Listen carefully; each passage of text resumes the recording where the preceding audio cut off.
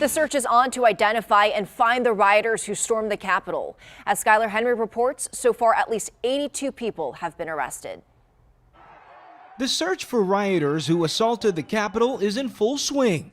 The FBI released a wanted poster Friday morning asking for the public's help in finding dozens of people seen in photographs and video. Authorities are also looking for this suspect, who may be responsible for the pipe bombs planted outside the RNC and DNC sites in Washington. We are fully, across the administration, pursuing every avenue of justice available. The Department of Justice announced Friday Richard Barnett of Arkansas, seen posing behind Speaker Nancy Pelosi's desk, has been arrested and charged with theft and violent entry.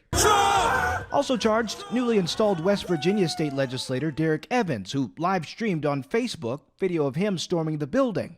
Evans released a statement saying he was there as an independent member of the media to film history. Yeah, it turned into chaos. This Chicago resident was arrested at the Capitol. He admits entering the building and is now showing remorse. It had nothing to do with charging anybody or anything or any of that. I was in the wrong place at the wrong time, and I regret my part in that. Numerous other trespassers have also been identified, including conspiracy spreader Jake Angeli from Arizona, known as the QAnon Shaman.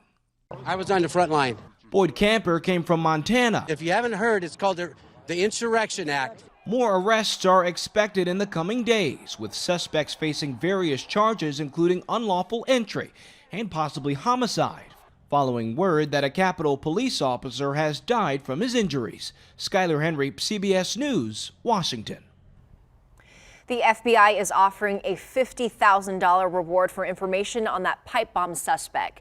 Now, in addition to the arrests, companies are taking action as well. They are firing employees identified in pictures and videos now surfacing, including one Maryland man who wore his work badge during the Capitol attack.